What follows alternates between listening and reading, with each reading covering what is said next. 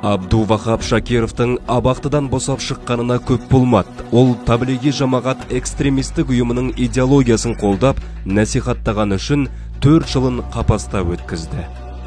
Дейінгі сол 98 жылдар үмет болғанмыз. 2017 жылы 405 статья білен, 1-2 бөлім білен 4 жыл бас бостандықтан айырылып, Астанада, кейін Павлодарда сол аны өтіп келдім. Сол командар жұмыс істеді. Таблиги жамағаттың бас тарттым. Таблиги жамағат ел тұтастығына сызат түсіріп, отбасы құндылығын аяқ асты ететін ағым. Ұйымның негізін қалаушы Үндістанның Кандахла ауылында дүниеге келген Мұхаммед Ильяс. Ол сауатын ауылында ашып, 1926 жылы таблиги жамағаттың негізін қалайды. Орталығы Дели қаласы. Сонымен қатар, оның Пәкістанның Карачи, Лахор қалаларында да үлкен бөлімшелері бар.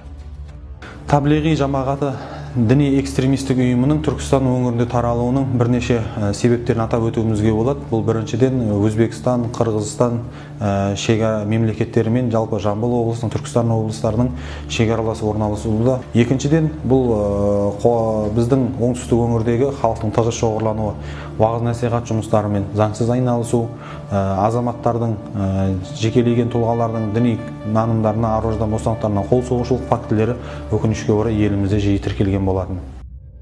Таблиғшылар сырттай ислами мінез құлқы жақсы, дін таратуға, жамағатты мешітке шақыруға талпынған топ болып көрінуі мүмкін. Бірақ дорбары қалаған дағуатшылардың әр үйдің есігін қағып, шырқын бұзуы ақылға сыймайды. Сорақысы, бұлағынға өткен адам айлап жылдап отбасын аштық пен суыққа қараусыз тастап қаңғырып кетеді. Дінге шақырудың бірінші шарты діни білімді болу. Ал таблиғшылар ғылым мен білімге мән бермейді, Құран жаттауға зейін аудармайды, фиқх, ақида, хадисті меңгермейді, тазалық сақтамайды. Сондай-ақ бұлар Құран кәрімдегі шығу, жихад, аттану, амал етіңдер деген сынды аяттардың негізгі мәнін ашпайды. Бұл дағуатқа шақыру аяты деп өз мүдделеріне бұрмалайды. Осылайша жақтастарын көбейтуге талпынды. Сарапшылар әлемдегі лаңкестердің 80% дәл осы ұйымның сүрлеуінен өткен деген ұстанымда. Қазақстанда таблиғ жамағатына тыйым салудан мақсат не? Өйткені өш елде тұрып, нені алады, сырттан фатуа алғысы керек. Бұл енді өзге мемлекетке тәуелді алып барады. Сырттан фатуа алу бұл өте үлкен алып барады.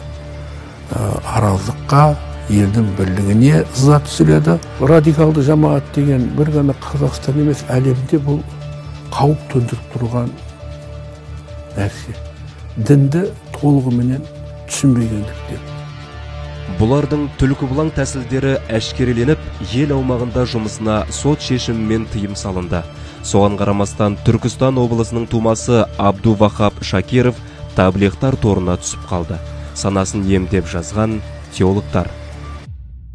Өзіміз қаталарымызды мойындадық, енді өзімізде бір адамда хата бар. Сол хаталарын мойындап, сол имам Азам мазхабында қазір құлшылыққа батырмыз. Біздің ата-бабаларымызда дәстүрі дінде болды ғой енді. Қазір қария диханшылықпен айналысады, немерелерін еңбекке баулуда. Қараусыз бала қауіпке ұрынатынын жақсы түсінеді.